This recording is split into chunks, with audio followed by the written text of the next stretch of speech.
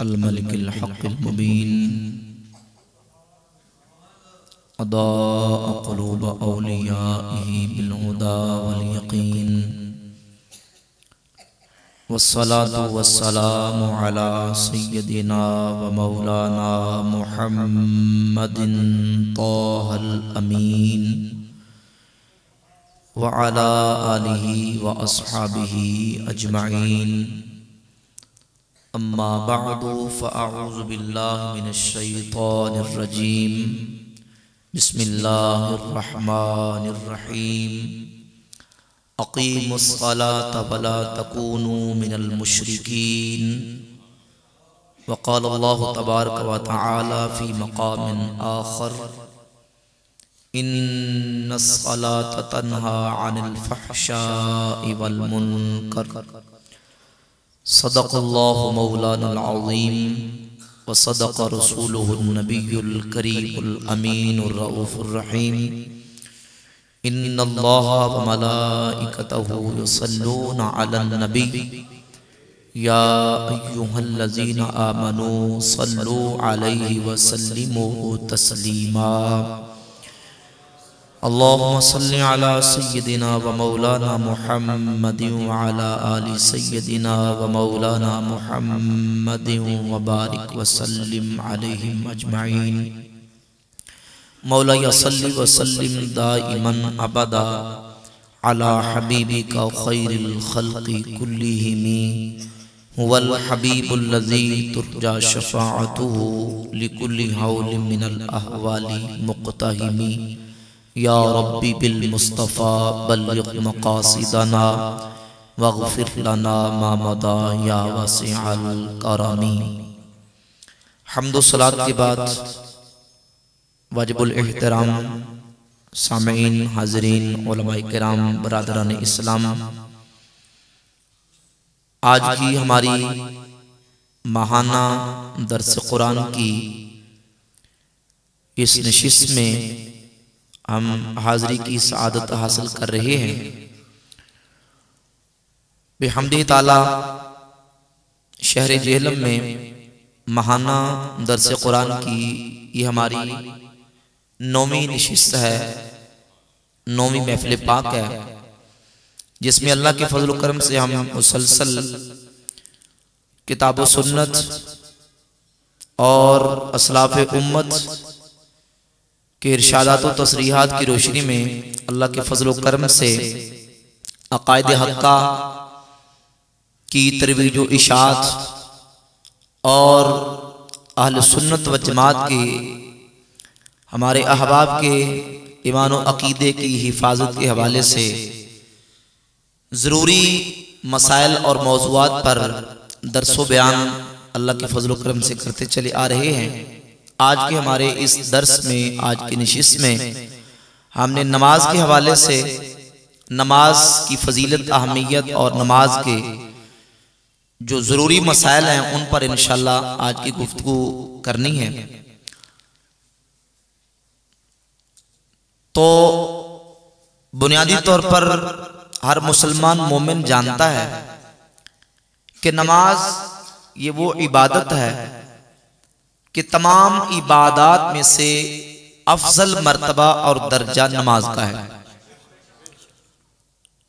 कुरान मजीद फुरकान हमीद में अल्लाह रब्बुल इज्जत ने इस नमाज की अहमियत को बयान फरमाते हुए इरशाद फरमाया, अक़ीमुस्सलाता वला तकूनू मिनल मुशरिकीन।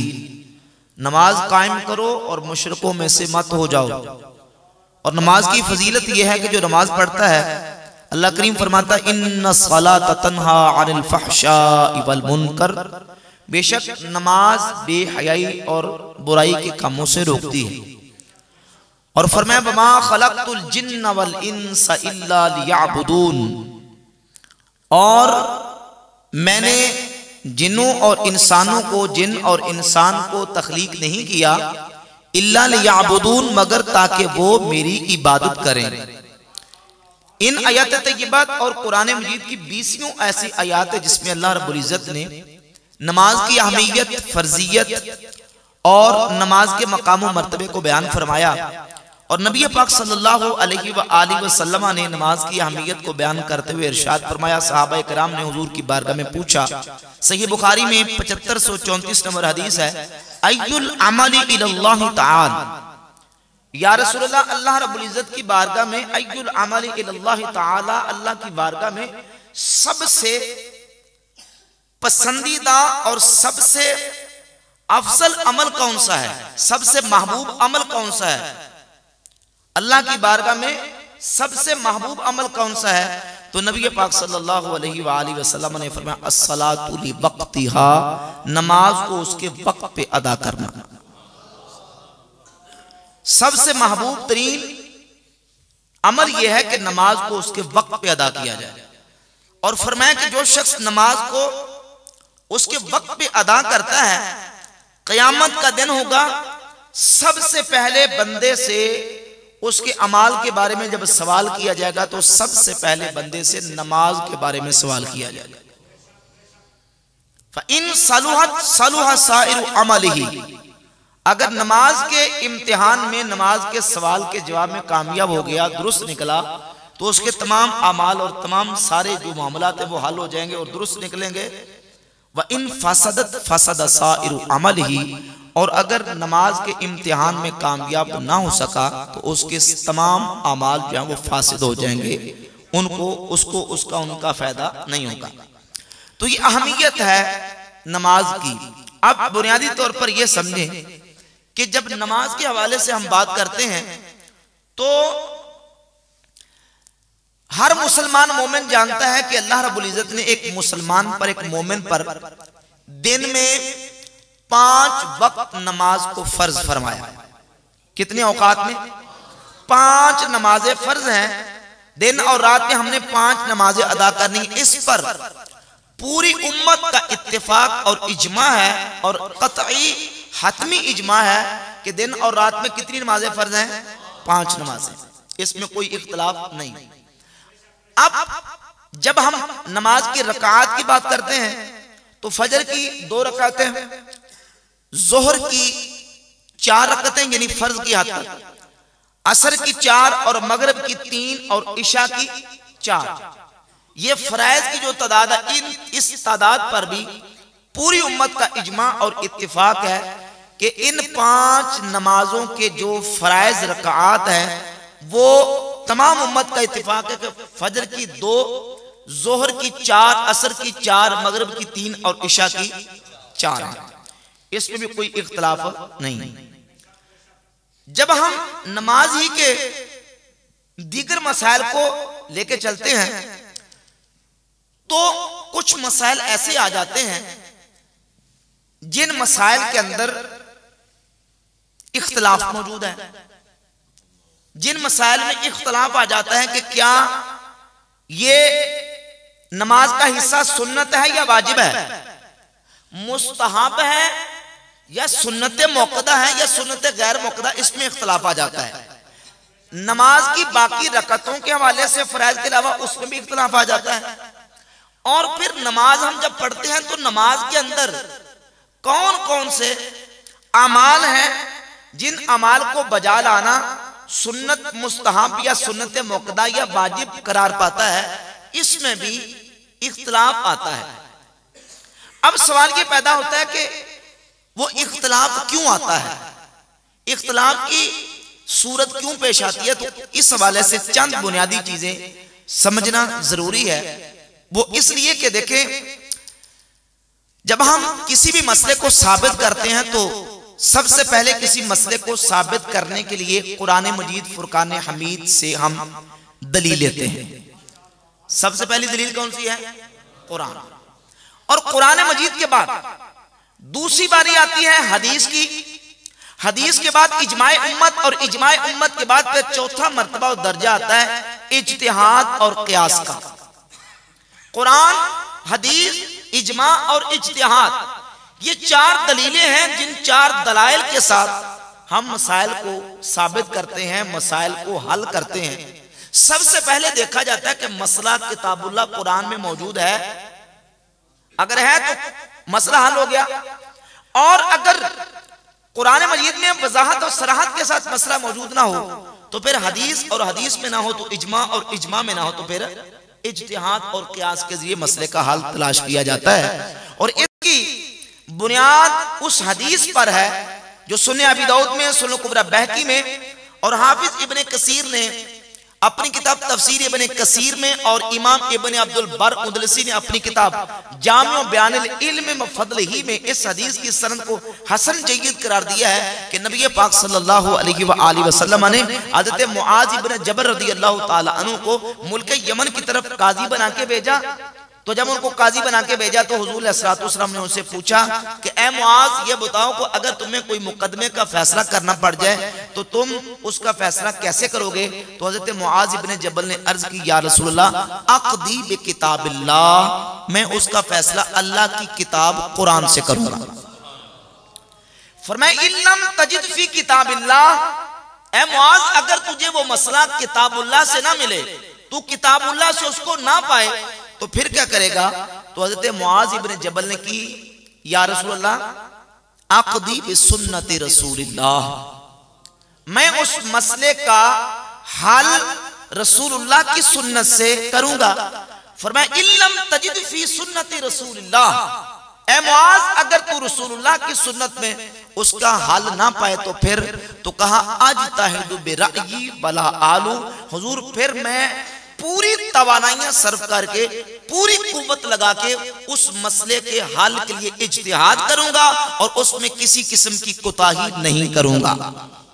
तो नबी पाक अलैहिस्सलातु वस्सलाम ने उनके सीने पे हाथ मारा और कहा, उनके सीने पे हाथ रख के कहा, अल्हम्दुलिल्लाहिल्लज़ी वफ़्फ़क़ रसूलिल्लाह, उस जात की हम्द है जिसने अपने रसूल के कासिद को हक की तौफीक अता फरमाई। अब तवज्जो कीजिए, इस हदीस की बुनियाद पर ये दलाइल हैं जिन दलाइल से हम मसाइल का इस्तिंबात और इस्तिखराज करते हैं। अब यहां ये बात भी समझें, कुरान मजीद में जब मसाइल आते हैं, हदीस में जब मसाइल आते हैं, इख्तिलाफ क्यों पेश आता है, इख्तिलाफ की नौबत क्यों पेश आती है? कुरान मजीद में बास चीजों के अहकामात बिल्कुल सरी मोहकम वाज़े हैं, उसको मोहकम सरी कहा जाता है। मोहकम है, सरी है, उसमें किसी किस्म की कोई पेचीदगी नहीं, कोई किसी किस्म का इख्फा नहीं, कोई किसी किस्म का इबाहाम नहीं, और उसके उस माने पर, उस मतलब पर पूरी उम्मत का इजमा और इत्तिफाक है, उसको कहा जाता है मोहकम सरी। क्या कहा जाता है? मोहकम सरी। और बाज़ औक़ात कुरान मजीद के अंदर एक आयत से मसले का इस्तिंबात करना पड़ता है, इस्तिखराज करना पड़ता है, मसले को उससे निकालना पड़ता है, देखना पड़ता है। कुरान मजीद की आयत ही हो अगरचे, लेकिन आयत होने के बावजूद उसमें एहतमाल होता है, इबहाम होता है, उसमें इख्फा और उसमें पोशीदगी होती है, इजमाल होता है। उस इजमाल, इबहाम और इख्फा और पोशीदगी को दूर करना पड़ता है। तवज्जो से समझिए आपने बात, ये बातें जरूरी ज़हन में बिठाने वाली हैं।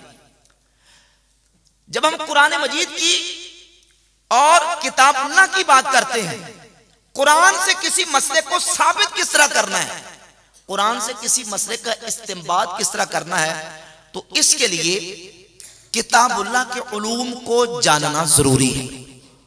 कुरान के उलूम को जानना, हमारे पास अल्लाह की किताब कुरान मौजूद है। कुरान किस जबान में है? अरबी जबान में। तो सबसे पहले बुनियादी तौर पर कुरान मजीद को सही मानों में समझने के लिए, उसका फहम और इदराक हासिल करने के लिए अरबी जबान को जानना जरूरी है। फिर अरबी जबान को जानने के बाद मुहावरात अरब, जो अरबी के मुहावरे हैं, एक लफ्ज अरबी मुहावरे में किस तरह इस्तेमाल होता है, उर्दू मुहावरे में किस तरह इस्तेमाल होता है, मुहावरात को जानना जरूरी है। कुरान ने एक जगह पे लफ्ज इस्तेमाल किया, वो हकीकी माना में है या मजाजी माना में है, लफ्ज अपने माने में सरी है या किनाया है, लफ्ज जाहिर है या कि उसका माना जाहिर नहीं।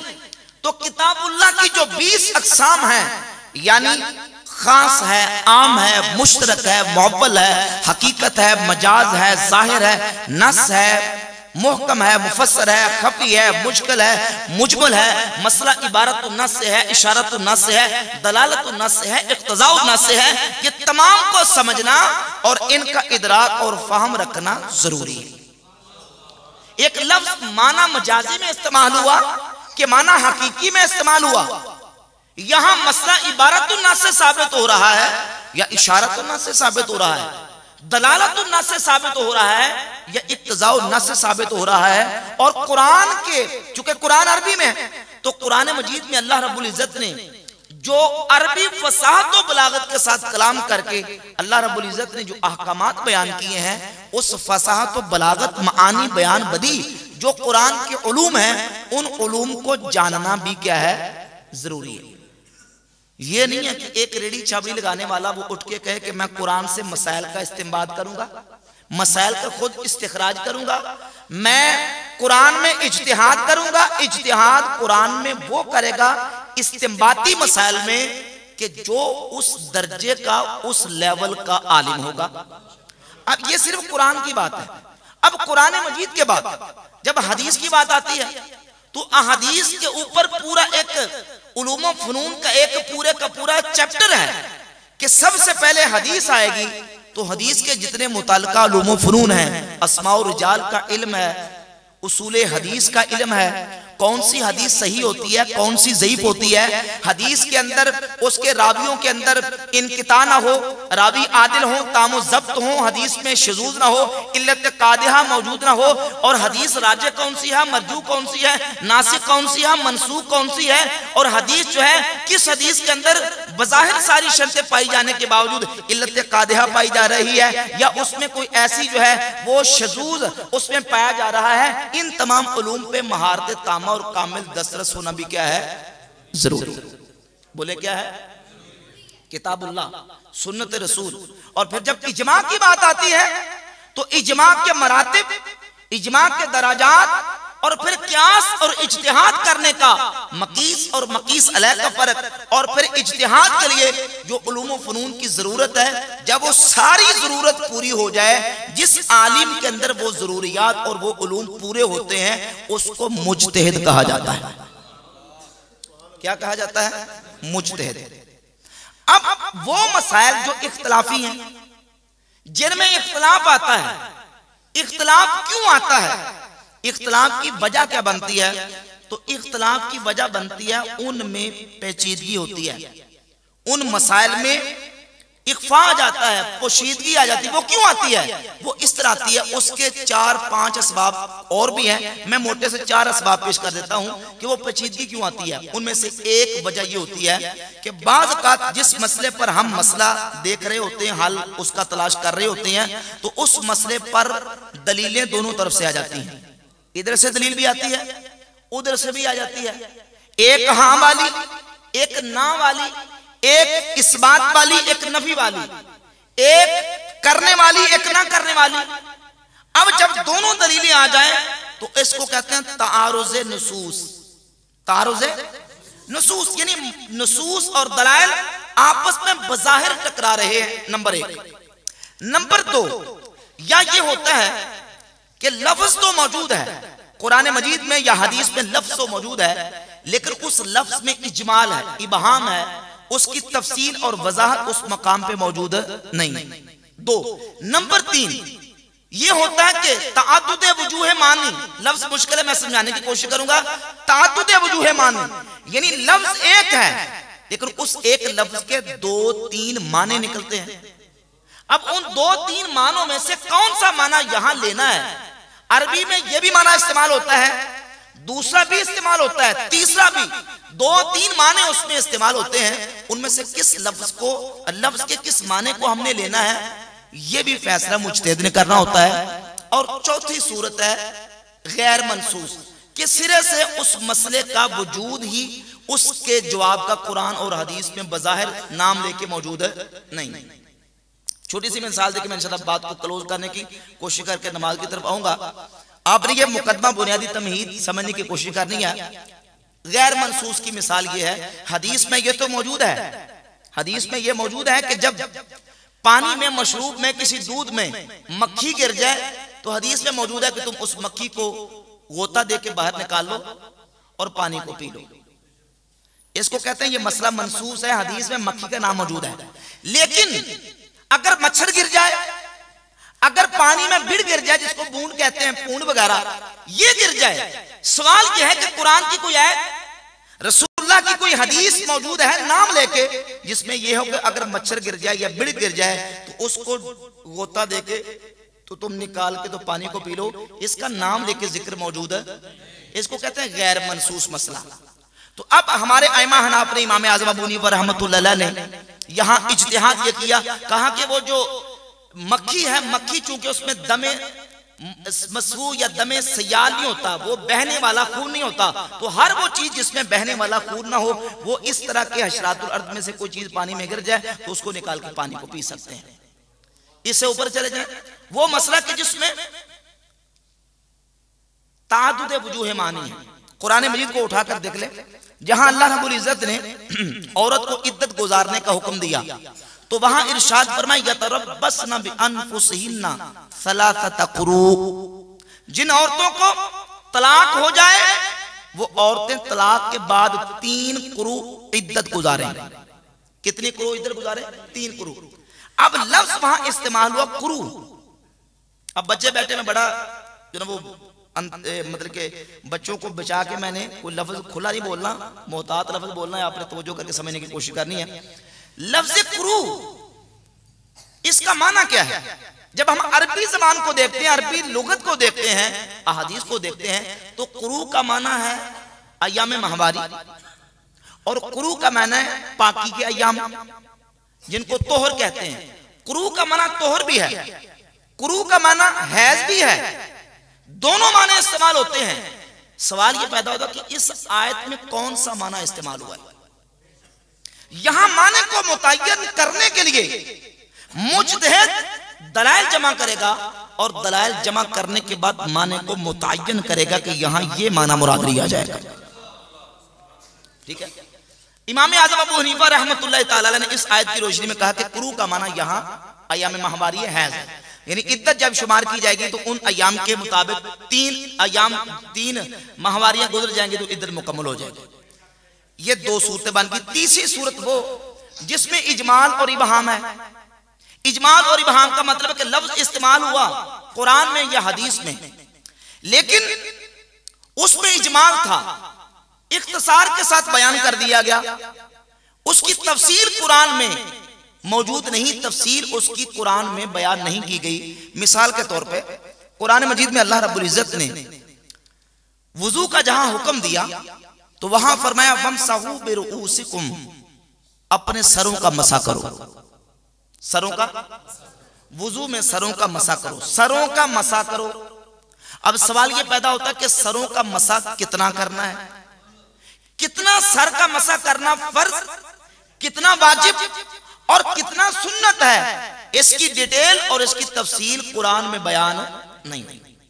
सरों का मसा करो ये इजमाल था, इसमें इख्तिसार और इजमाल के साथ बयान कर दिया गया, तफसील बयान नहीं की गई। अब तफसील के लिए फिर जो उस दर्जे का आलिम है जिसको मुज्तहिद कहा जाता है, वो अपनी इज्तिहादी तमाम तवानाइयां सर्व करके पूरा अपना जोर लगा देगा मसले को हल करने के लिए, और फिर जिस नतीजे पर वो पहुंचेगा उसको गैर मुज्तहिद के लिए जरूरी है कि उस नतीजे को माने। इमाम अबू हनीफा रहमतुल्लाह ताला अलैह ने इस आयत की रोशनी में 7 हदीस का सहारा लिया। हज़रत मुगीरा बिन शुबा रज़ियल्लाहु ताला फरमाते हैं कि नबी पाक सल्लल्लाहु अलैहि व सल्लम की ज़ात अक़दस ने, नबी करीम अलैहिस्सलातु वस्सलाम ने एक मकाम पे वुजू फरमाया व मसहा अला नासियतिन, और नबी करीम अलैहिस्सलातु वस्सलाम ने पेशानी की मिकदार मसा फरमाया। पेशानी की मिकदार, इस हदीस की रोशनी में उस इजमाल की तफसील इमाम अबू हनीफा रहमतुल्लाह अलैह ने इस अंदाज से की, कहा चूंकि पेशानी की मिकदार अगर मापी जाए सर को तो वो 4 उंगली बनती है पेशानी की मिकदार। तो अब इस हदीस को साथ मिला के अगर सर के हिस्से किए जाए तो 4 उंगली, फिर 4 उंगली, फिर 4 उंगली, फिर 4, तो ये 4 अगर हम माप लेते हैं तो चौथा हिस्सा जो सर का है वो 4 उंगली के बराबर बनता है, लिहाजा चौथा हिस्सा मसा करना फर्ज ठहरेगा। कम से कम चौथाई सा मसा करना फर्ज है और मुकम्मल सर का मसा करना सुन्नत ठहरेगा। बात समझ आ रही है? अब जो सबसे पहला नुक्ता था कि वो जो इख्तलाफ आया, पोशीदगी या पेचीदगी आई, वो क्यों आई? उसकी एक वजह मैंने बयान की थी, दलाइल का तारुस, नुसूस का तारुस, कि दलील आपस में टकरा जाती है। अब होता यह है कि बाद लोगों की तबीयत यह है कि एक रिवायत देख ली और वो भी अपना, उसके लिए अपना ही एक मेयार कायम कर लिया कि भाई इस किताब में होगी तो मैं मानूंगा, दूसरी किताब में आएगी तो मैं उसको नहीं मानूंगा। हालांकि कुरान मजीद फुरकान हमीद के बाद जब हम अहादीस की बात करते हैं तो कुतुबे अहादीस जो अहले सुन्नत के यहाँ मुसल्लमा और मानी जाती हैं, सिका आइमा मुहद्दिसीन ने किताबें लिखी हैं। जब सही सनद के साथ हदीस की किताब में हदीस मौजूद होगी तो उसको मानना जरूरी होगा। अपनी तरफ से बंदा मेयार कायम कर ले कि मैं इसको मानूंगा और इसको नहीं मानूंगा, और हदीस जो है वो इस किताब में होना जरूरी है, इस किताब में होगी तो मैं नहीं मानूंगा, ये तहक्कुम और सीना जोरी है और अपनी तरफ से एक इख्तराई मेयार कायम करना है। ये कोई मेयार किसी आलिम मुहद्दिस ने मुकर्रर नहीं किया। कुरान मजीद के बाद जब हम अहादीस को देखते हैं तो अहादीस से तय्यबात की जो मुस्तकिल किताबें लिखी गई आइमा मुहद्दिसीन ने और फुकहा ने जो हदीस का लिटरेचर जमा किया, वो जब हम देखते हैं तो उस लिटरेचर को, उन किताबों को हम देखेंगे और उन किताबों में वो रिवायात जो है वो इस सिलसिले में उस मौजू से मुतल्लिका जहां पाई जाती हैं उन रिवायात को देखा जाए। और फिर ये भी समझें कि जब हदीस की बात आएगी तो हदीस के साथ उसके उलूम की बात भी आएगी, उसके मुतल्लिका मुआविन उलूम फुनून की बात भी आएगी। एक हदीस आ रही है, मसला एक है, एक मसले पर दो हदीसें, तीन हदीसें आ गई, तो अब होता यह है कि उन 3, 4, 5 अहादीस में से किस हदीस को लें और किस हदीस को ना लें। जब मुज्तहिद इज्तिहाद करके उन रिवायात के अंदर अपना मौक़िफ़ पेश करता है तो जो आलिम दर्जा इज्तिहाद पे फायद होता है उसका अपना एक उसलूब होता है, अपनी उसकी शराइत, ज़वाबित और अपने उसके कवायद कवानीन होते हैं। उन कवायद कवानीन की बुनियाद पर वो रिवायत को कबूल भी करता है और रिवायत को रद्द भी करता है। तो वो जो जरा समझे। अब देखें ना, एक हदीस आई, एक हदीस है, ये हदीस सही है या ज़ईफ है? पहले हमने फैसला ये करना है, ये हदीस सही है या ज़ईफ है। हदीस के सही और ज़ईफ होने का फैसला कौन करेगा? जो उसका आलिम होगा, जो उसका माहिर होगा। बात समझ आ रही है? जो माहिर होगा, उसका आलिम होगा, वो फैसला करेगा। जो माहिर हैं, कुछ माहिर वो हैं कि जो पीछे बने बनाए उसूलों को लेते हैं और उन उसूलों के मुताबिक फैसला करते हैं, और कुछ माहिर वो हैं कि जो किसी के उसूल बनाए नहीं लेते, वो हदीस को परखने के लिए अपने उसूल बनाते हैं। समझे जरा? यानी जो मुज्तहिद है, मुज्तहिद मुतलक, वो हदीस को परखने के लिए किसी के उसूलों का पाबंद नहीं होता, बल्कि वो हदीस के कबूल और रद्द के लिए अपने उसूल वज़ा करता है, अपने उसूल और ज़वाबित को देखता है और उन उसूलों और ज़ाबितों की रोशनी में हदीस को कबूल भी करता है और उसको कबूल नहीं भी करता। मसलन अगर उसके नजदीक एक रावी हदीस के अंदर रिवायत करने वाला, बयान करने वाला ऐसा आ जाए कि जो काबिल कबूल नहीं, जो रिवायत लेने के काबिल नहीं, तो वो उसकी रिवायत को रिजेक्ट कर देता है, रद्द कर देता है कि इसकी रिवायत को कबूल नहीं करना क्योंकि रावी दुरुस्त नहीं है। दूसरा आलिम और मुहद्दिस उस हदीस को कबूल कर लेता है, क्यों? इसलिए कि उसके नजदीक ये हदीस उसके उसूलों के मुताबिक पूरी उतरती है। जो इन चीजों के साथ ताल्लुक रखने वाले उनको मेरी बात इंशाल्लाह मजीद ज्यादा समझ आएगी। तवज्जो से आपने मेरी तरफ देख के आपने समझने की कोशिश करनी है, क्योंकि ये चीजें हैं जो टेक्निकल समझने वाली, फन्नी, तो इनको समझने की जरूरत है, क्योंकि ये बुनियादी चीजें कि जिन चीजों से आमतौर पे हमारे लोगों को गाफिल रखा जाता है। अब होता क्या है कि जब हदीस की बात आती है कि हदीस सही है या ज़ईफ, तो हम कहते हैं सही है, वो कहते हैं ज़ईफ है। ये क्यों ज़ईफ है? वो कहते हैं ये देखें जी, इसमें इस्लाम 3CC ऐप में ज़ईफ लिखा हुआ। ऐप में क्या लिखा? ये सॉफ्टवेयर है, सॉफ्टवेयर में ज़ईफ लिखा हुआ है। तो मैं कहता हूं वो सॉफ्टवेयर इमाम बुखारी ने बनाया कि इमाम मुस्लिम ने बनाया? इमाम मालिक ने बनाया या इमाम शाफी ने बनाया? वो तो तुम्हारे 15वीं सदी के मौलवियों का इजाद करता सॉफ्टवेयर है। 15वीं सदी के मौलवियों का बनाई हुई वो ऐप है। हम उस ऐप को क्यों फॉलो करें? हम देखेंगे कि इस हदीस को इमाम अबू हनीफा ने सही कहा है कि ज़ईफ कहा है। क्योंकि जब हम मसाइल में इमाम अबू हनीफा रहमतुल्लाह के मुक़ल्लिद पैरोकार हैं, तो फिर हम उसूल भी उन्हीं के फॉलो करेंगे जिन उसूलों के ऊपर उन्होंने हदीसों को लिया है और जिन उसूलों के ऊपर उन्होंने अहादीस को ज़ईफ करार दिया है। तुम्हारे 15वीं सदी के मौलवियों के हम पाबंद, अगर तुम इमाम अबू हनीफा के पाबंद नहीं तो हम तुम्हारे मौलवियों के पाबंद। असमें होता क्या, कहते हैं इमाम अबू हनीफा की बात को छोड़ दो, हमारे मौलवी साहब की बात को ले लो, बल्कि वो ऐप की बात को ले लो, उस सॉफ्टवेयर की बात को ले लो, और वो सॉफ्टवेयर के पीछे भी हाथ मौलवियों के होते हैं। ऐसे ही है ना, ज़ाहिर है कुरान और हदीस अरबी में है।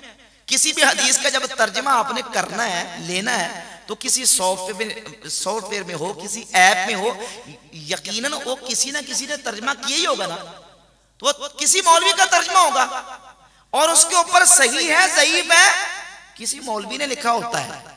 तो दर पर्दा इमाम अबू हनीफा की तकलीद और पैरवी छड़ा के 15वीं सदी के मौलवियों की तकलीद करवाने की कोशिश की जाती है।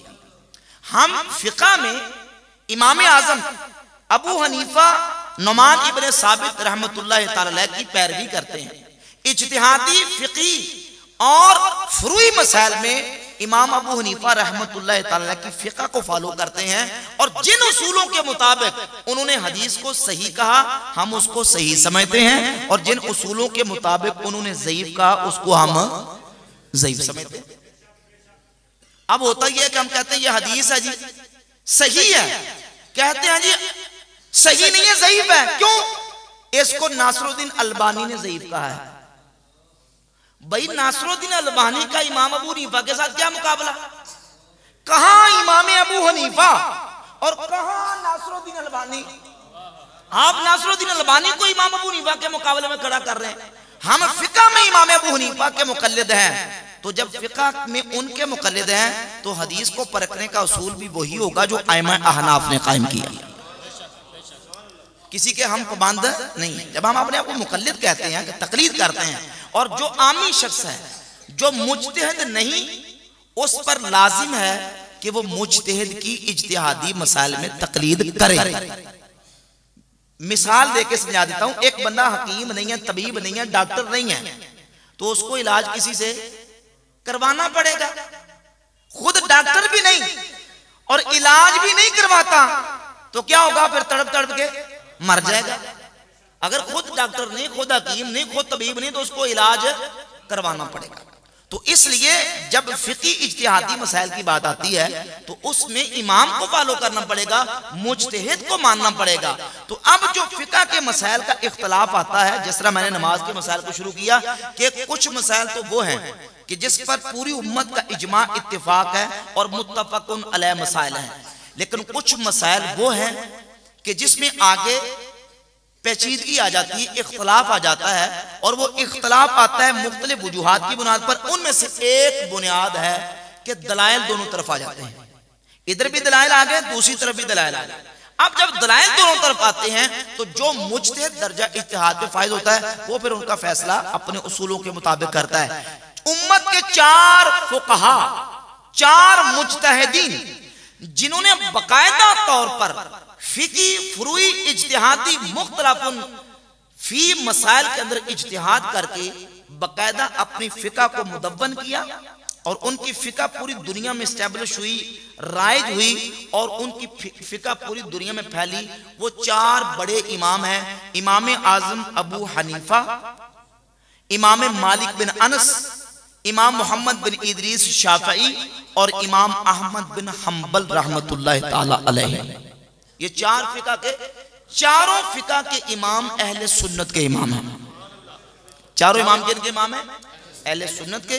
और अहले सुन्नत इन चारों इमामों को कदर की निगाह से, इज्जत की निगाह से देखते हैं। इन चारों इमामों में से जिस इमाम का फिक़ही मसाइल में पैरोकार हो जाए, मुक़ल्लिद हो जाए, वो अहले सुन्नत ही है, हमारा भाई है। अलबत्ता जब किसी इमाम की पैरवी करता है तो उसको फिर अपने इमाम की इत्तिबा में उन फिक़ही इज्तिहादी मसाइल पर अमल पैरा होना पड़ता है।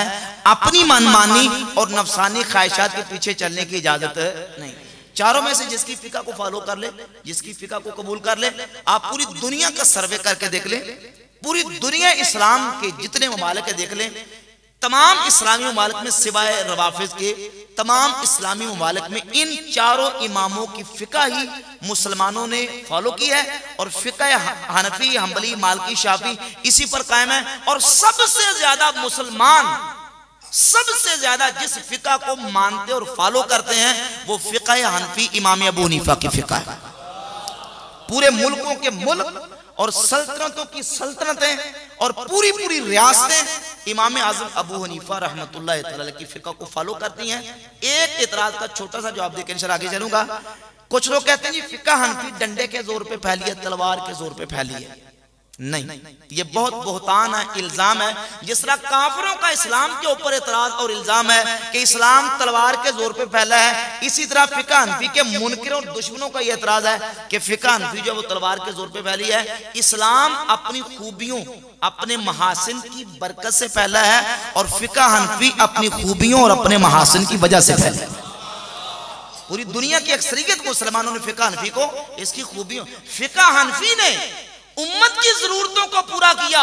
जिस वक्त इस्लामी मुमालिक फैलते गए और लोग नए नए मुसलमान होते गए और इस्लामी सल्तनत दूर दराज तक चली गई, काजियों को जरूरत थी, जजों को जरूरत थी, वो फैसला नए नए मसाइल में किस तरह करें, नए नए मुकदमात का फैसला किस तरह करें। उनके अगर किसी ने जरूरत पूरी की है तो अल्लाह के फजल और करम से वो फिक़ा हनफी ने जरूरत पूरी की। इसलिए फिक़ा हनफी अपनी महासिन और अपनी खूबियों की वजह से फैली है।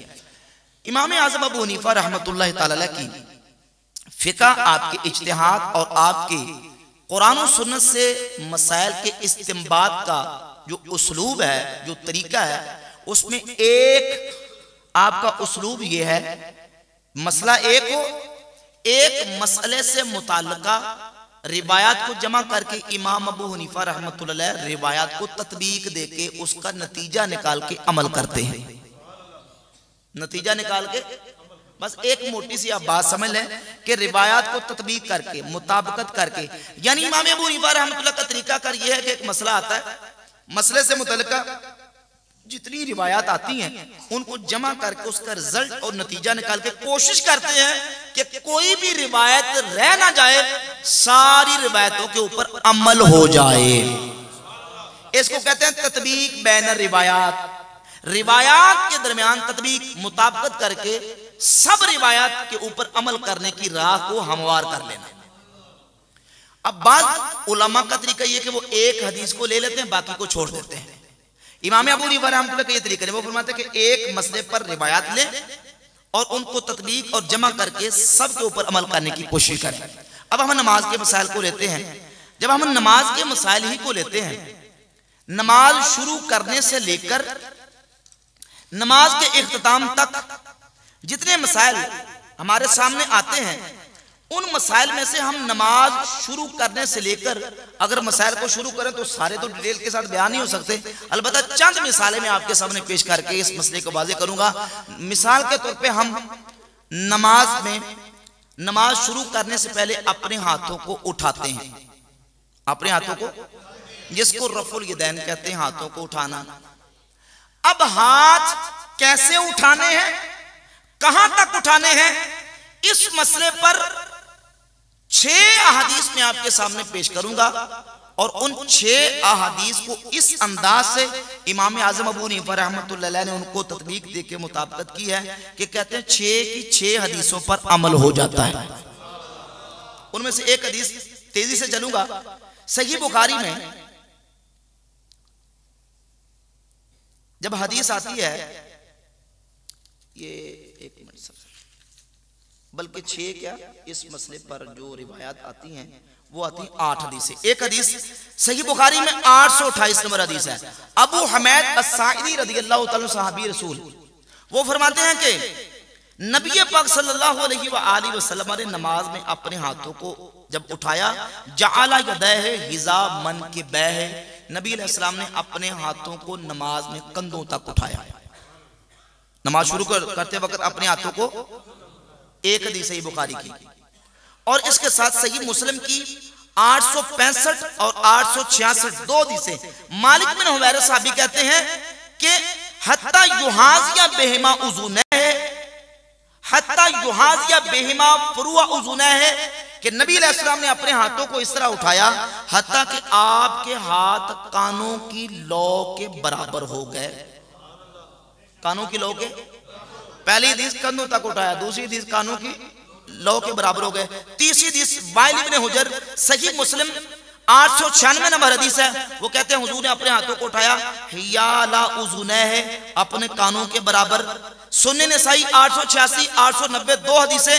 हत्ता हाज़ाता बिउज़ुनैहि, नबी करीम अलैहिस्सलातु वस्सलाम ने अपने हाथों को उठाया हत्ता कि आपके हाथ कानों के बराबर हो गए। अब्दुल्लाह बिन जुबैर रज़ियल्लाहु तआला से हदीस मुस्नद अहमद इब्न हंबल 15667, वो कहते हैं हत्ता जावाज़ा बेहिमा उज़ुनैहि, हुजूर ने अपने हाथों को उठाया हत्ता कि आपके हाथ कानों से तजावुज कर गए, कानों से तजावुज कर गए। बरा इब्न आज़िब मुस्नद याला 1692 नंबर हदीस है। कहते हैं रअयतु इबहामैहि करीबम मिन उज़ुनैहि, मैंने हुजूर को हाथ उठाते नमाज में देखा कि आपके अंगूठे कानों की लौ के बराबर हो गए। वाइल इब्न हुजर साहबी फरमाते हैं सुन्नत अबी दाऊद 728 नंबर हदीस है, यरफऊना ऐदियहुम इला सुदूरिहिम, सहाबा को देखा कि वो अपने हाथों को सीने तक उठाते थे। अनस इब्न मालिक साहबी बयान फरमाते हैं मुसद्दरक लसहीहैन जिल्द 1 सफ़ा 356, रिवायत का नंबर 931 है, फहाजा बिइबहामैहि उज़ुनैहि, कि नबी करीम अलैहिस्सलातु वस्सलाम ने अपने हाथों को इस तरह उठाया कि आपके दोनों अंगूठे कानों के बराबर हो गए। 8 हदीसें। कितनी हदीसें हैं? 8 हदीसें। अब ये 8 हदीसें वो हैं कि जब हम नमाज में इस अंदाज से हाथों को उठाते हैं कि हाथ उठे और अंगूठे कानों की लौ के बराबर या करीब हो जाएं, और किबले की सम हाथ हो तो सीने तक हाथ उठाने वाली हदीस पर भी अमल हो जाता है, कंधों तक हाथ उठाने वाली हदीस पर भी अमल हो जाता है, कानों तक हाथ उठाने वाली हदीस पर भी अमल हो जाता है, और अंगूठे कानों के बराबर करने वाली हदीस पर भी अमल हो जाता है, और हाथ कानों से तजावुज करने वाली हदीस पर भी अमल हो जाता है। एक मसला 8 हदीसें, और 8 हदीसों को इस अंदाज से उन्होंने तत्वीक देके इमाम आज़म अबू हनीफा रहमतुल्लाह अलैह ने रस्ता अमल का हमवार किया है कि कोई एक हदीस भी छूटने नहीं पाती, 8 की 8 हदीसों पर अमल पूरा हो जाता है।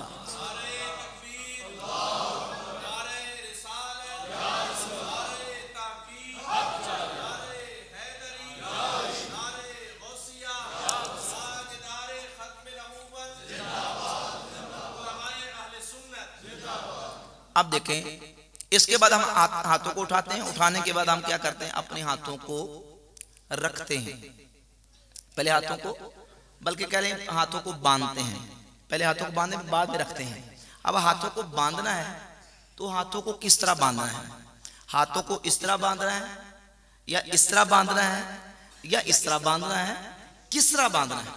इस मसले पर हमारे पास आती है 6 अहादीस। कितनी अहादीस? 6 अहादीस। और 6 अहादीस जब हम पढ़ के इंशाल्लाह मुजमल का मुफस्सर के साथ तत्बीक देके मुताबिकत करके नतीजा निकालेंगे तो नतीजा वही निकलेगा जो इमाम आज़म अबू हनीफा ने बयान फरमाया। नंबर 1 हदीस सही बुखारी की 740, समझ लें जरा। सैयदना सहल इब्न सअद अस्साइदी रज़ियल्लाहु ताला अन्हु फरमाते हैं कान नासु युअमरुना अन यदा अर्रजुलु अल यदल युमना अला ज़िराइहिल युसरा फी सलात, कि हमें हुक्म दिया जाता था कि नमाज में आदमी अपने दाएं हाथ को बाईं ज़िरा पर रखे, दाएं हाथ को बाईं ज़िरा पर रखे। अब चूंकि अरबी में हदीस है अरबी में जो अल्फाज इस्तेमाल हुए उन अल्फाज का माना, उनकी समझ हासिल करना भी हमारे लिए जरूरी है। तो अरबी जबान में हाथ कहते हैं यदुन को, या हाथ को कहते हैं यदुन, हाथ को क्या कहते हैं? यदुन। और एक लफ्ज इस्तेमाल हुआ जिरा, कि दाएं हाथ को बाईं जिरा पर रखने का हुक्म दिया जाता। तो ये समझें कि ये हमारी कोहनी से लेकर दरमियानी उंगली तक ये मुकम्मल जो है इसको अरबी में जिरा कहते हैं। क्या कहते हैं? जिरा। कोहनी से लेकर मुकम्मल दरमियानी उंगली के किनारे सिरे तक इस मुकम्मल को जिरा कहते हैं। और ये जो हमारा सामने हाथ है इसको यदुन कहते हैं। और अब इस जो हमारा हाथ है इसके एक एक उज़्व के अलग अलग नाम हैं। उंगली से लेकर बाकी अज़ा तक खिंसर, बिनसर, बुस्ता, सुबाबा, इबहाम, ज़ाहिरुल कफ़े, बातिनुल कफ़े, रुस्कुन, साइदुन, मिरफकुन, अदुदुन, कतिफुन, ये अलग अलग नाम है अज़ा के। अब हमने देखना कि दाएं हाथ को बाईं जिरा पर रखने का हुक्म दिया जाता। तो इस हदीस को हम पढ़ के तो इसका मतलब क्या समझे कि दाएं हाथ को बाईं जिरा पर रखने का हुक्म दिया जाता। अब मेरी तरफ देखे जरा, मैंने दाएं हाथ को यहां रख लिया, यहां रख लिया। क्या दाएं हाथ को बाईं जिरा पर रख लिया कि नहीं? रख लिया। अगर मैंने यहां रख लिया तो बाईं जिरा पर आ गया कि नहीं? आ गया। और अगर यहां रख लिया फिर भी आ गया, और अगर यहां रख लिया फिर भी आ गया। ये पूरी जिरा है। यहां रखे तो तब भी जिरा, यहां यहां कहीं भी रखे तो जिरा है। इसको कहते हैं मुजमल। हदीस के अंदर जिरा का लफ्ज मुजमल है, उसमें इबहाम है, मुबहम है कि दाएं हाथ को बाईं जिरा के किस पॉइंट पर रखना है, किस पॉइंट पर रखना है। इस हदीस में उसकी तफसील मौजूद नहीं। इसके लिए हमें दूसरी हदीसों का सहारा लेना पड़ेगा। दूसरी हदीस को हम जब देखते हैं तो मुस्नद अहमद इब्न हंबल में यही हदीस है हजरत सहल बिन साद असादी रदियल्लाहु ताला की 22,342। उसमें लफ्ज़ कानन नासु मरूना अन यदउल अल जुमना अन यदउ अल जुमना अल युसरा फी सलात, के लोगों को हुक्म दिया जाता कि अब दाएं हाथ को बाएं हाथ पर रखें नमाज में। दाएं हाथ को बुखारी 740 दाएं हाथ को बाएं जिरा पर रखें।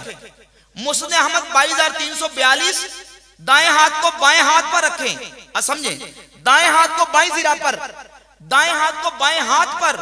और तीसरी हदीस सुन्ने निसाई की 885 और सही मुस्लिम में 890 नंबर हदीस है। मोबाइल बंद कर लें। सही मुस्लिम में 896 नंबर हदीस है।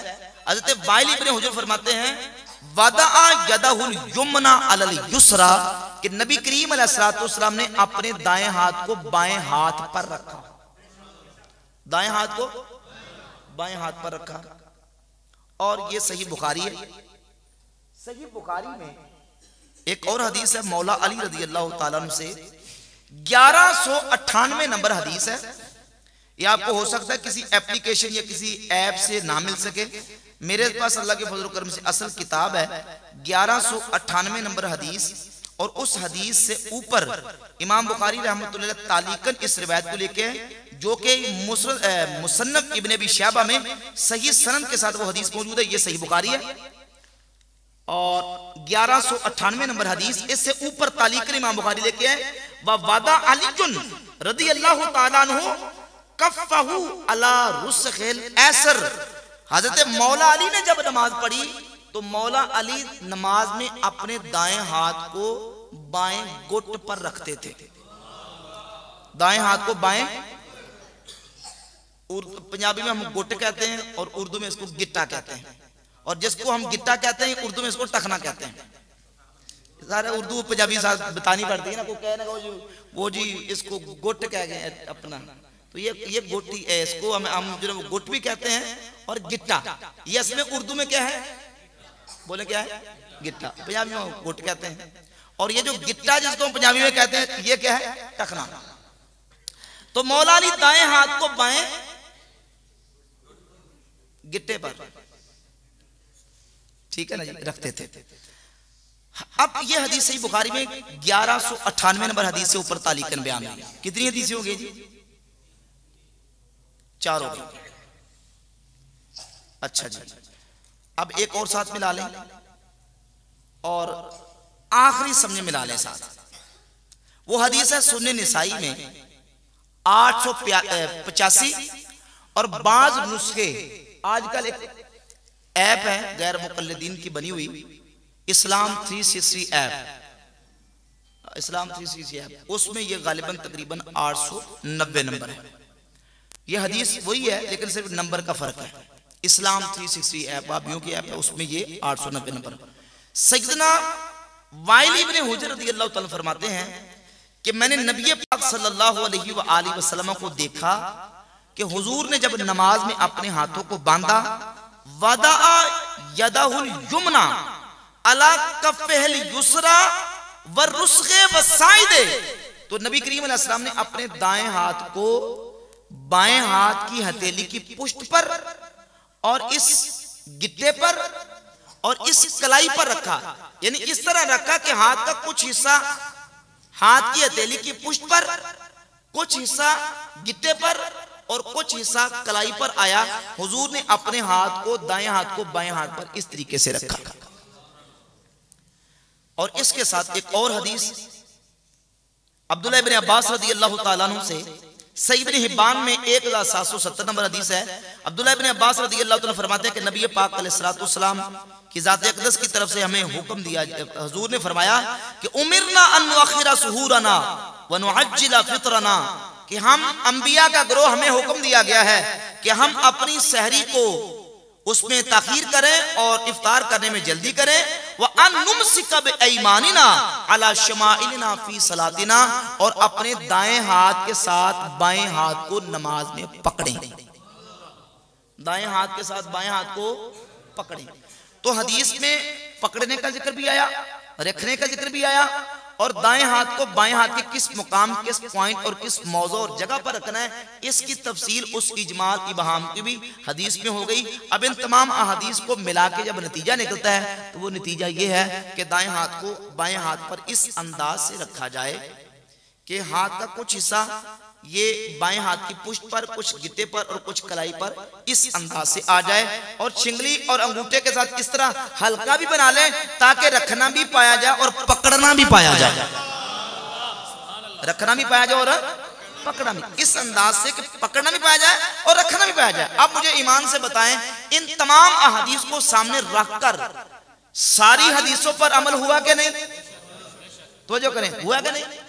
ये है इमाम आज़म अबू हनीफा रहमतुल्लाह का उसलूब और तरीका कि वो एक मसले पर तत्बीक बैन रिवायात देने के बाद जो अमल की राह जो है उसको हमवार करते हैं।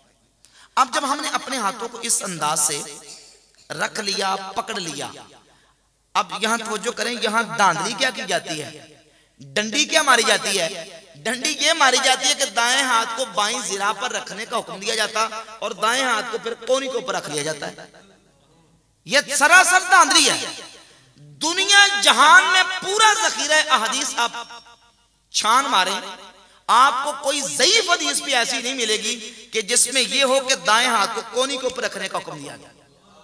कोई एक हदीस भी ऐसी कोनी पर रखने का या कोनी को पकड़ने का हुक्म दिया, कोई एक ज़ईफ हदीस भी ऐसी मौजूद नहीं है। ये सिर्फ और सिर्फ जो ना वो एक चालबाजी करके, धांधली करके, बाकी जो अहदीस है उनसे पहलू तही की जाती है और बाकी अहदीस और रिवायत को छोड़ने की कोशिश की जाती है। जब हम तमाम रिवायत और अहदीस को लेके जमा करते हैं तो अल्लाह के फजल करम से नतीजा यही निकलता है कि हाथों को इस तरीके से बांधा जाए। ये जो तरीका है ये किसी हदीस का तरीका नहीं है। कोनी के ऊपर हाथ रखना और कोनी को इस तरीके से पकड़ लेना दुनिया जहान की किसी ज़खीरा हदीस में कोई हदीस मौजूद है नहीं। अच्छा, यहां मैं वजाहत कर दूं, ये पता क्यों किया जाता है? ये क्यों किया जाता है? ये एक मसला सीधा करने के लिए किया जाता है। वो मसला आगे आने वाला है। ये एक मसले को सीधा करने के लिए, वो मसला है हाथों को रखने का, कि जब हमने हाथों को बांध लिया, बांधने के बाद हाथों को रखना कहां है, ये मसला पेश आ रहा है। अब अगर हाथों को इस तरह बांध लिया तो फिर तो ज़ाहिर यहां रख लें, यहां रख लें, जहां नीचे नाव के नीचे तक भी हाथ आसानी से पहुंच जाएंगे। तो यार उन्होंने क्या कि तरीका यो कर लो कि जिस तरीके से हाथों को रखने की वो जो नौबत है ना, उस हदीस को हमें तलाश करना ही ना पड़े, उस हदीस की नौबत ना आए। तो कहा कि हाथ इस तरह बांध लो ताकि हम लोगों को ये चक्कर दे सकें कि भाई आप हाथ अगर इस तरीके से बांधते हैं तो ऑटोमेटिक सीने पर आते हैं, हाथ ऑटोमेटिकली सीने पे आए। अगर आप इस तरीके से हाथ बांध लें तो ऑटोमेटिक भाई आपके हाथ सीने पे आते हैं। तो ऐसे बांधे क्यों? इसलिए कि हमने तमाम हदीस को देखना है। इस तरह बांधने की कोई हदीस है जो दाएं हाथ को बाईं जिरा पर रखने का हुक्म दिया जाता है, तो मुस्लिम अहमद की 22,342 में कि दाएं हाथ को बाएं हाथ पर रखने का हुक्म दिया गया, वही हदीस इमाम अहमद बिन हंबल के, उसमें दाएं हाथ को बाएं हाथ पर जिक्र है। और सही मुस्लिम में, सुन्ने निसाई में सही हदीस मौजूद है कि हज़रत वाली इब्न हुजर रज़ियल्लाहु अन्हु फरमाते हैं कि नबी पाक अलैहि सलाम को मैंने देखा, हुजूर ने अपने दाएं हाथ को बाएं हाथ की हथेली की पुष्ट पर, गिट्टे पर और हथेली पर और गिट्टे पर और कलाई पर रखा था। और वो हदीस जब इजमाल की तफसील की जाए, मुबहम को वादे किया जाए, तो वो तरीका ये बनता है। जब तरीका ये बन गया तो अब मसला ये है कि हमने हाथों को रखना कहाँ, उसके लिए हमें हदीसें तलाश करनी पड़ेगी। और ये मेरा चैलेंज सुन ले, आप दिल की तख्तियों पे लिख लें, अल्लाह के फजल से पक्की बात अल्हम्दुलिल्लाह। जो लफ्ज मैंने बोले वो आपने याद करने बस, के ये पूरी सियासत जिसको कहते हैं कुतुबे सित्ता, सही बुखारी, सही मुस्लिम, जामे तिरमिज़ी, सुन्ने अबी दाऊद, सुन्ने निसाई, सुन्ने इब्न माजा, ये हदीस की 6 मशहूर किताबें। हम तो अल्लाह के फजल करम से जितनी भी हदीस की किताबें हैं मुहद्दिसीन की, हमारे अकाबरीन के, उसको मानते हैं, ठीक है ना।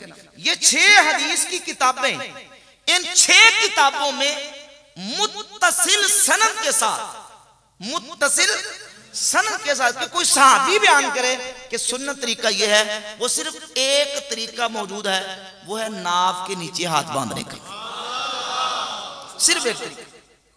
एक रिवायत सुन्ने अबी दाऊद में है, मुनक़ते मुरसल रिवायत, जिसमें जो है ना वो तौस ताबी वाली रिवायत है, उसमें सहाबी का जिक्र मौजूद नहीं, सहाबी का जिक्र है। जब सहाबी का जिक्र नहीं है, रिवायत मुनक़ते है, रिवायत मुरसल है, और मुरसल रिवायत तो इन लोगों के यहाँ हुज्जत, यानी ताबी बयान करता कि रसूलुल्लाह ने ये अमल किया सल्लल्लाहु अलैहि वसल्लम, दरमियान में सहाबी का जिक्र नहीं करता। और हमारे पास अल्लाह के फजल करम से 2 रिवायतें, मैं कहता हूं कोई ज़ईफ हदीस जो मुत्तसिल सनद के साथ हो, चाहे ज़ईफ ही हो, इन 6 किताबों में कोई माई का लाल सीने पे हाथ बांधने वाली हदीस पेश नहीं कर सकता। सिर्फ एक तरीका है, और वो तरीका है मौला अली और हजरत अबू हुरैरा रदियल्लाहु ताला अन्हुमा से मरवी हदीस कि नबी पाक सल्लल्लाहु अलैहि वसल्लम की सुन्नत ये है कि दाएं हाथ को बाएं हाथ पर नाव के नीचे बांधा जाए, दाएं हाथ को बाएं हाथ पर नाव के नीचे रखा जाए। अब इसमें एक रावी है अब्दुर्रहमान बिन इसहाक, इसके ऊपर जरा करते हैं। तो हमारे यहाँ ये रिवायत इमाम आज़म अबू हनीफा रहमतुल्लाह तआला की ज़ात अक़दर, जो हमारे मुज्तहिद हैं, जिनके हम मुक़ल्लिद हैं, उनके यहाँ ये रिवायत दलाइल की रोशनी में और अपने तमाम तर उसूल और ज़वाबित की रोशनी में उन्होंने इस रिवायत को तरजीह दी है। और इस रिवायत को तरजीह दे के उन्होंने इस पर अमल करने का हुक्म दिया और खुद इस पर अमल किया। फिर ताबईन, तबा ताबईन के अक़वाल और आसार मौजूद हैं कि नमाज में जब हाथ बांधे जाएंगे तो नाव के नीचे हाथ बांधना सुन्नत है। ये सुन्ने अबी दाऊद में 2 संदों के साथ सैयदना अबू हुरैरा रज़ियल्लाहु ताला अन्हु से और हज़रत सैयदना मौला अली रज़ियल्लाहु ताला अन्हु से ये हदीस सुन्ने अबी दाऊद में 756 और 758 ये 2 हदीसें मौजूद हैं। अब बात समझ आ गई ना जी। रिवायात को, हदीस को तत्बीक देके, नतीजा देके हम बिहम्दि ताला अमल करने को कहते हैं। अब तारुज़ बैन रिवायात की एक मिसाल जिसको बहुत ज्यादा हाईलाइट किया जाता है, मसाइल में से एक बहुत बड़ा मसला, मसला रफ़उल यदैन है, जिस मसले को कुफ्र इस्लाम का मसला बना के ये लोग पेश करते हैं। उसका ताल्लुक भी रिवायात के इख्तलाफ और तारुज़ के साथ है। और बुनियादी तौर पर यह बात अपने ज़हन में बिठा लें कि कोई बंदा अगर अपनी तौर पर अपनी तरफ से हदीस को कबूल करने का अपना मनगढ़ंत उसूल पेश करता है और अपना मनगढ़ंत मेयार पेश करता है, हम उसके मेयार के पाबंद नहीं। वो कहे जी ये मसला जो है इसको आप बुखारी मुस्लिम से साबित करें, या इस किताब से मानूंगा उस किताब से नहीं मानूंगा, ये एक गढ़ा हुआ खुद साख्ता मेयार और उसूल है, इसका हकीकत के साथ कोई ताल्लुक नहीं है, उसूल ही कोई नहीं है, कोई ज़ाब्ता नहीं है। ये किसने कहा है, ये कहां का उसूल है कि भाई जो हदीस बुखारी मुस्लिम है उसको मानना है और जो बुखारी मुस्लिम में नहीं उसको नहीं माना? ये किसने कहा है, किसका उसूल है, किसने ज़ाब्ता बनाया? ये कोई ज़ाब्ता और उसूल नहीं। और अगर कोई बंदा इस पर मुसिर और बजिद है कि नहीं जी बुखारी मुस्लिम से दिखाएं हदीस, उस पर अमल करेंगे जो बुखारी मुस्लिम में मौजूद है, तो उसके लिए हमारे पास इलाज मौजूद है, जिसको इल्जामी जवाब कहते हैं। हम नहीं वो लफ्ज़ बोलेंगे, ठीक है ना, वो उनके लिए ही है। तो अब उनके लिए हमारे पास अल्लाह के फजल करम से इलाज मौजूद है। वो ये हम कहते हैं ये कोई उसूल नहीं है कि बुखारी मुस्लिम में अगर हदीस नहीं है तो वो काबिल अमल नहीं है, या बुखारी मुस्लिम में हो तो फिर अमल करेंगे वरना अमल नहीं करेंगे। वो कहते नहीं जी बुखारी मुस्लिम में हो तो वही काबिल अमल, बाकी नहीं। तो उसका जवाब मैं एक मिसाल देके अर्ज करूंगा। ये हमारे पास सही बुखारी है, सही बुखारी में 225 26 224 25 26 तीन हदीस है, और चौथी हदीस 2471 चार हदीस है। कितनी होगी? इमाम बुखारी ने सही बुखारी में बाब बांधा है, बाबुल बौले काइमन व काइदन, खड़े होके और बैठ के पेशाब करने का बयान, खड़े होके और बैठ के पेशाब करने का बयान। बाब और चैप्टर का उन्वान देके इमाम बुखारी रहमतुल्लाह अलैह इस बाब के तहत 3 अहादीस को लेके आए, और तीनों हदीसें वो लेके आए जिसमें खड़े होके पेशाब करने का बयान मौजूद है। खड़े होके पेशाब करने का बयान है, बैठ के पेशाब करने का बयान मौजूद नहीं है। 3 हदीसें इकट्ठी हैं और चौथी हदीस है 2471 नंबर हदीस है। अब ये 4 हदीसें, 2 सहाबा से 4 हदीसें, 2 सहाबा से 4 हदीसें, और चारों हदीसों में खड़े होके पेशाब करने का बयान मौजूद है, बैठ के पेशाब करने का बयान मौजूद है। हालांकि उन्वान बाब का यह है बाबुल बौले काइमन व काइदन, खड़े होके और बैठ के पेशाब करने का बयान। अब बाब का तकाजा यह था कि हदीसें दोनों तरह की आती हैं, खड़े होके पेशाब करने की भी और बैठ के पेशाब करने की भी, लेकिन 2 तरह की नहीं, हदीस सिर्फ एक तरह की आई, 3 हदीसें, और वो है तीनों की तीनों खड़े होकर पेशाब करने का बयान, बैठ के पेशाब करने की हदीस क्यों नहीं आई? उसकी चंद वजूहात हो सकती हैं। एक वजह यह हो सकती है कि हो सकता है कि इमाम बुखारी रहमतुल्लाह अलैह को वो हदीस मिली ही ना हो जिसमें बैठ के पेशाब करने का बयान है। घबराना नहीं आपने, हकीकत है। हो सकता है कि उनको मिली ही ना हो। अगर ये क्लेम कर सकते कि हो सकता है इमाम अबू हनीफा को मिली ही ना हो, तो भाई हो सकता है इमाम बुखारी को मिली ही ना हो, या ये हो सकता है कि मिली तो हो लेकिन उनके मेयार के मुताबिक वो सही ना हो, उनके मेयार के मुताबिक सही, इसलिए वो नहीं लेके आए। इमाम बुखारी भी नहीं लेके आए और इमाम मुस्लिम भी लेके नहीं आए। तो अब बुखारी मुस्लिम में दोनों किताबों में खड़े होकर पेशाब करने का बयान तो है, पर बैठ के पेशाब करने की एक हदीस भी मौजूद। तो क्या ख्याल है, कल को वॉशरूम के बाहर खड़े लिख दिया जाए कि खड़े होकर पेशाब करना सुन्नत है? नहीं। या क्या कोई कह सकता है कि खड़े होकर पेशाब करना सुन्नत है? नहीं। हाँ, वो जिसने वैसे उतार के फेंक दिया वो कह दे तो उसकी अपनी मर्जी है। पूरी हिस्ट्री इस्लाम की उठाकर देख ले, किसी मुहद्दिस, किसी फकीह, किसी इमाम, किसी आलिम ने आज तक ये नहीं कहा कि खड़े होकर पेशाब करना सुन्नत है। लेकिन जो बिल्कुल अपने उतार के बैठ गए हैं वो कहते हैं ठीक है सुन्नत है जी, ला हौला वला कुव्वता इल्ला बिल्लाह। बुखारी मुस्लिम में ऐसी हदीस बैठ के पेशाब करने की नहीं। तो क्या किसी किताब में है ही नहीं है? हम कहते हैं वो है ये जामे तिरमिजी हदीस नंबर 12। उम्मुल मोमिनीन सय्यदतुना आयशा सिद्दीका रदियल्लाहु ताला अन्हा फरमाती हैं, मन हद्दसकुम अन्ना नबिय्य सल्लल्लाहु अलैहि वसल्लम काना यबूलु काइमन फला तुसद्दिकूहु मा काना यबूलु इल्ला काइदा। जो तुमसे ये कहे कि रसूलुल्लाह सल्लल्लाहु अलैहि वसल्लम खड़े होकर पेशाब करते थे, तुम उसकी तस्दीक ना करो, तुम उसकी तस्दीक। मा काना यबूलु इल्ला काइदा, हुजूर तो बैठकर ही पेशाब फरमाते थे। ये हदीस जामे तिरमिज़ी में हदीस नंबर 12 है। हदीस सही है और यही हदीस काबिल अमल है और इसी के मुताबिक सुन्नत तरीका है कि बैठ के पेशाब किया जाए। सुन्नत यही है कि बैठ के। तो वो जो हदीसें हैं उसके उलमा ने मुताद्दिद जवाब दिए। एक जवाब ये है कि वो बयान जवाज के लिए है, एक जवाब ये है कि वो मनसूख है, एक जवाब ये है कि वो मरजू है, ये राजे है। मुताद्दिद जवाबात उलमा ने, फुकहा ने, मुहद्दिसीन ने उन अहादीस के दिए, लेकिन काबिल अमल और सुन्नत तरीका हो वो यही है कि बैठ के पेशाब करना ही सुन्नत और इस्लामी तरीका है। सही बुखारी मुस्लिम में बैठ के पेशाब करने की हदीस है। तो हमने तमाम अहादीस को देखना है।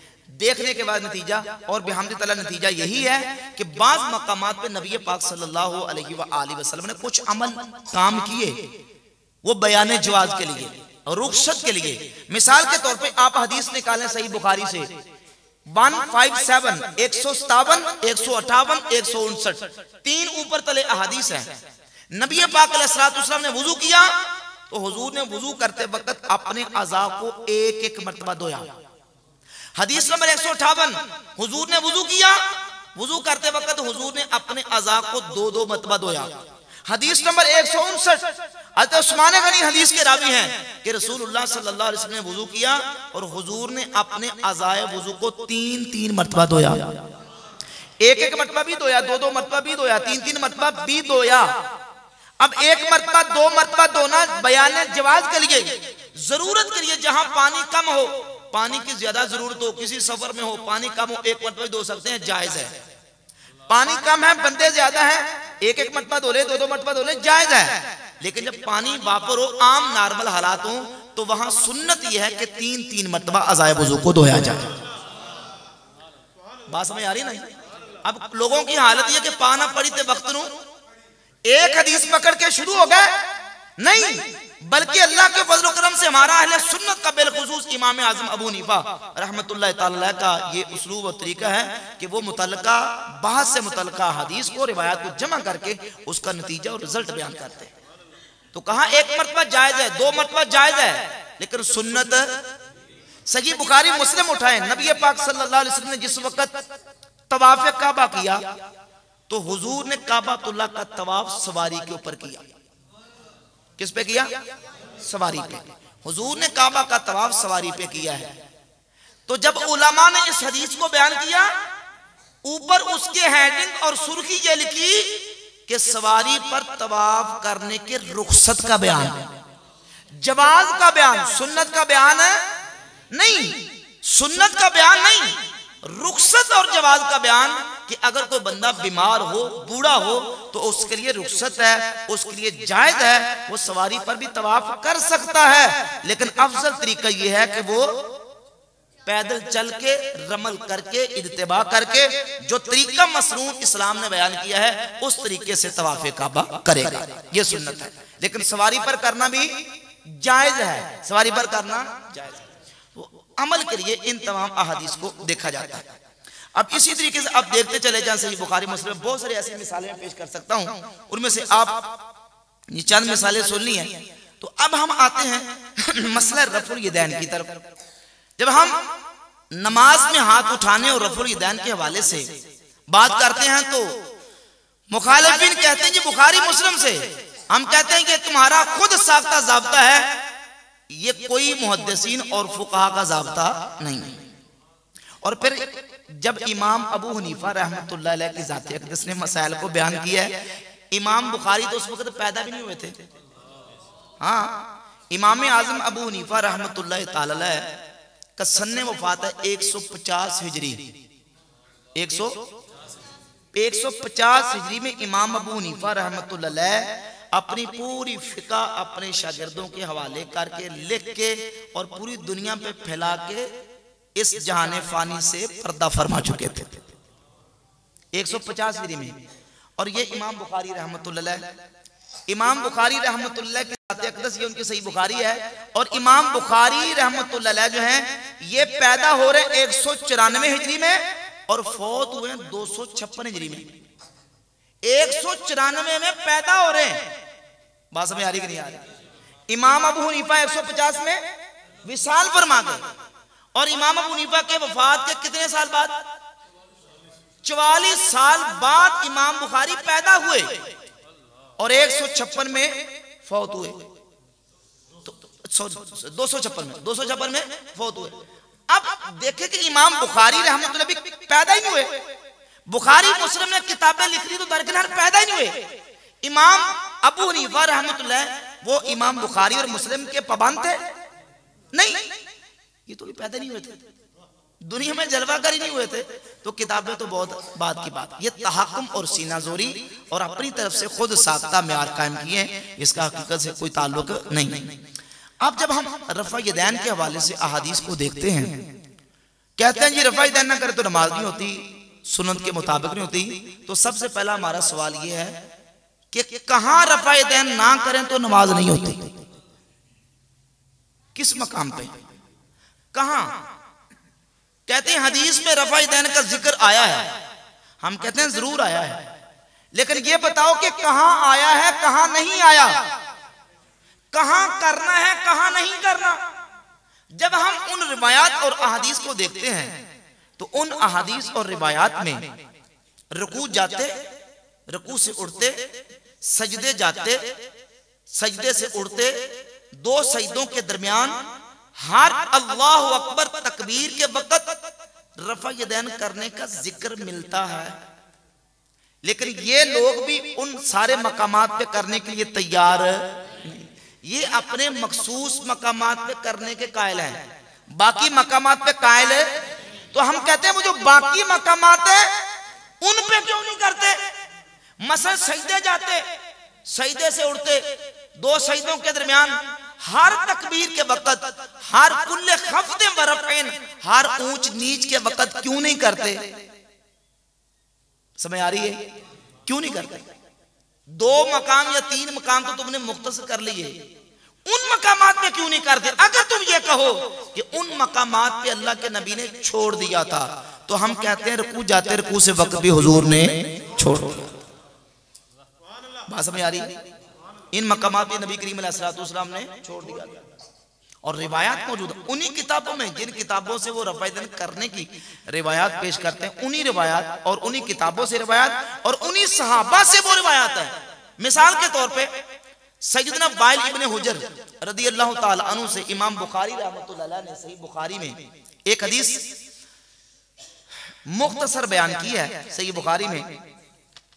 उसमें यह तो बयान हुआ है कि नबी करीम अलैहिस्सलाम ने रुकू जाते, रुकू से उठते वक्त नमाज में अपने हाथों को उठाया, रफ़ुल यदैन फरमाया, लेकिन उसमें हाथों को शुरू नमाज में उठाने का जिक्र मौजूद नहीं, मुख्तसर है।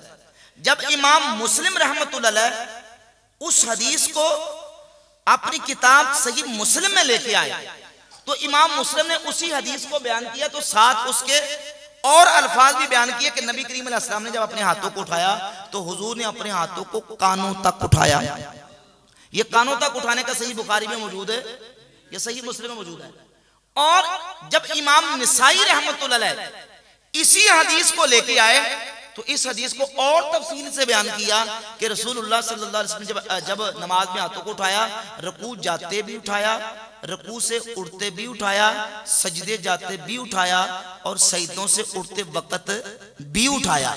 अब ये सजदों जाते सजदों से उठते वक्त करने के लिए तैयार है, हालांकि बिल्कुल संदे सही के साथ और बड़े बड़े चोटी के जिला मुहद्दिसीन ने इस हदीस को सही कहा है और इसकी सनद भी सही है। सजदे जाते भी हुआ और सजदे से उठते भी हुआ, लेकिन ये करते नहीं। हम कहते क्यों नहीं करते? क्यों नहीं करते? छोड़ते क्यों हैं? तो जब अगर तुम रुकू सजदे जाते और सजदे उठते ना करो तो इतराज नहीं है, तो हम रुकू जाते, रुकू से उठते नहीं करते। उसकी बुनियाद क्या है? उसकी वजह यह है, उसकी वजह यह कि ये हदीस है जामे तिरमिजी, सुनन तिरमिजी भी कहते हैं, जामे तिरमिजी भी कहते हैं, सुन्ने अबी दाऊद में यह हदीस मौजूद है, सुन्ने निसाई में हदीस मौजूद है। इमाम अबू दाऊद इस हदीस को लेके पहले रफ़ादन करने की हदीस को बयान किया, फिर चैप्टर का उन्वान बयान किया, रुखसतु ज़ालिका यानी रफ़ादन के रुखसत का बयान यानी छोड़ने का बयान। इमाम निसाई हदीस को लेके आए, तो यही हदीस जो पढ़ने लगा हूं उन्हें हदीस को बयान किया, और बयान करने के बाद कहते हैं तर्क व ज़ालिका, इसके तर्क का बयान। और इमाम तिरमिज़ी रहमतुल्लाह अलैह 257 नंबर हदीस लेके आए, हज़रत अब्दुल्लाह इब्ने मसऊद रज़ियल्लाहु ताला अन्हु, वो अब्दुल्लाह बिन मसऊद जो नबी करीम अलैहिस्सलातु वस्सलाम के खुलाफाए राशिदीन के बाद सबसे बड़े आलिम सहाबी, और सही बुखारी में हदीस नंबर 5000 है, वो कसम खा के कहते हैं कि मुझे अल्लाह की कसम है, असहाबे पैगंबर जानते हैं कि मैं हुजूर के तमाम सहाबा में से कुरान का सबसे ज्यादा जानने वाला हूं, और 70 से ज्यादा सूरतें मैंने रसूलुल्लाह के मुंह मुबारक से सीखी हैं। और हदीस 4999 सही बुखारी की कि नबी पाक अलैहिस्सलातु वस्सलाम ने फरमाया खुजुल कुरान मिन अरबातिन, 4 मेरे सहाबा से कुरान सीखो, उनमें से एक नाम अब्दुल्लाह बिन मसऊद रज़ियल्लाहु ताला का। वो अब्दुल्लाह बिन मसऊद उम्मत के बहुत बड़े मुहद्दिस और फकीह और बहुत बड़े अजीमुल मर्तबा सहाबी, वो फरमाते हैं अला उसल्ली बिकुम सलाता रसूलिल्लाह सल्लल्लाहु अलैहि वसल्लम, क्या मैं तुम्हें रसूलुल्लाह सल्लल्लाहु अलैहि वसल्लम की नमाज न पढ़ के दिखाऊं?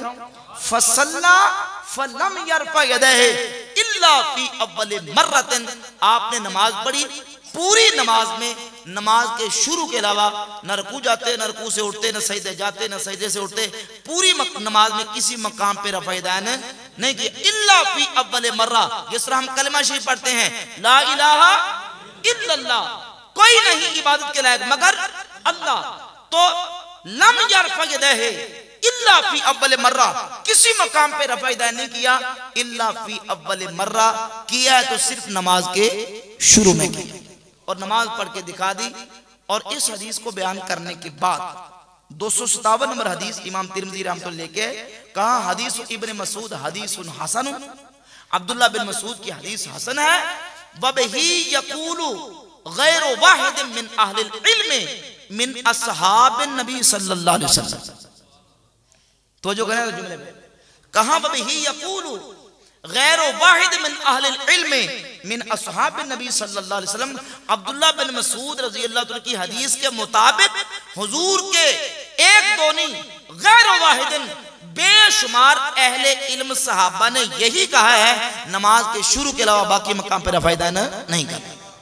ये इमाम तिरमिज़ी के कमेंट्स हैं, वही यकूलु गैरु वाहिद मिन अहलिल इल्म मिन अस्हाबिन नबी सल्लल्लाहु अलैहि वसल्लम व ताबईन, नबी करीम अलैहिस्सलातु वस्सलाम के अहले इल्म सहाबा और ताबईन ने यही कहा है कि नमाज के शुरू के अलावा बाकी मकाम पे रफ़ादान नहीं।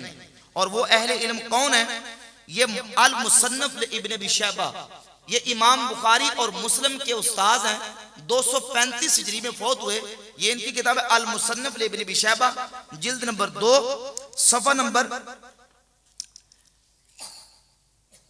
415 पे, बल्कि पूरा चैप्टर और पूरा बाब है।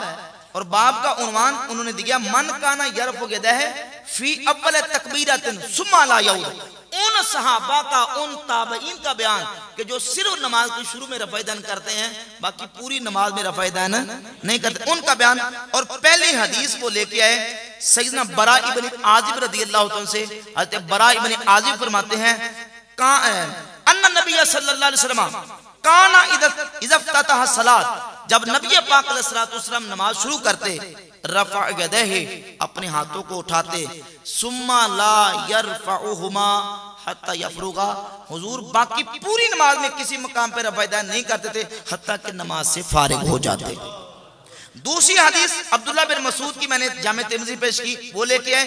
और उसके बाद मौला अली से हदीस लेके आए, आसिम बिन कुलैब अपने बाप से बयान करते वाले से, वो कहते हैं अन्ना अलियन काना यरफ़ु यदैहि इज़्फ़तह सलात सुम्मा ला यऊदु, मौला अली जब नमाज पढ़ते तो नमाज के शुरू के अलावा बाकी मकाम पर रफ़ादान नहीं करते थे।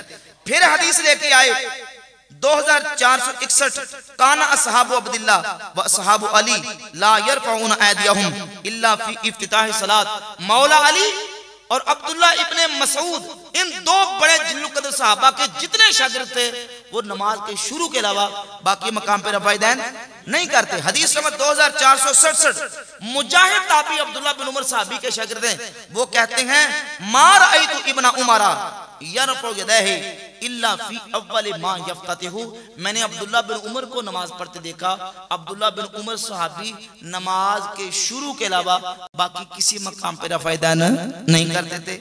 और आखिरी हदीस इस सिलसिले में हदीस नंबर 2469, असवद ताबी कहते हैं सल्लैतु मअ उमरा, मैंने हज़रत उमर फारूक के पीछे नमाज पढ़ी। फलम यरफ़ा यदैहि फी शैइन मिन सलातिही इल्ला ही नफ़तह सलात, मैंने हज़रत उमर को नमाज पढ़ते देखा। हज़रत उमर नमाज के शुरू के अलावा बाकी मकाम पे रफ़ा यदैन नहीं करते थे। वो अहले इल्म सहाबा जिनका इमाम तिरमिज़ी कह रहे हैं वबही यक़ूलु गैरु वाहिद मिन अहलिल इल्म मिन असहाबे नबी सल्लल्लाहु अलैहि वसल्लम, हुजूर के अहले इल्म बेशुमार सहाबा वो नमाज में रफ़ा यदैन नहीं करते। वो कौन है? वो हज़रत उमर है, वो मौला अली हैं, अब्दुल्ला बिन मसूद हैं, अब्दुल्ला बिन अब्बास हैं, अब्दुल्ला बिन मसूद और मौला अली रज़ी अल्लाह तआला के सारे शागिर्द हैं। इमाम शाफी हैं, बड़े बड़े अजल्ला ताबईन हैं, वो नमाज में शुरू के अलावा बाकी मकाम पे रफ़ा यदैन नहीं करते। चार बड़े इमामों में से इमाम अबू हनीफा और हज़रत इमाम मालिक, जिनकी फिक़ह पूरी दुनिया में और पूरी दुनिया के मुसलमान उनको इज्जत की निगाह से देखते हैं, इमाम अबू हनीफा और इमाम मालिक, ये दोनों इमाम भी नमाज के शुरू के अलावा बाकी मकाम पे रफ़ा यदैन करने के कायल नहीं है। अपने इज्तिहाद और अपने इस्तिंबात की रोशनी में उन्होंने उन्हीं अहादीस को तरजीह दी है जिनमें रफ़ा यदैन के तर्क का और ना करने का बयान है। और उम्मत का इस वक्त जो अक्सरियत हिस्सा है, मेजॉरिटी जो उम्मत है, वो नमाज के शुरू के अलावा बाकी मकाम पे रफ़ा यदैन करने की कायल नहीं है। तो जिन आइमा का मौक़िफ़ इसके बरक्स है वो अपने इज्तिहाद में अपनी जगह पे दुरुस्त है, लेकिन चूंकि हम फ़िक़ह में इमाम आज़म अबू हनीफा रहमतुल्लाह को फॉलो करते हैं, उनके मुक़ल्लिद हैं, तो बिहम्दि ताला अल्लाह के फज़ल व करम से हमारे इमाम ने जो मसला अहादीस को तत्बीक दे के बयान किया वो बिल्कुल अपनी जगह पे वाज़ेह और अय्यान है।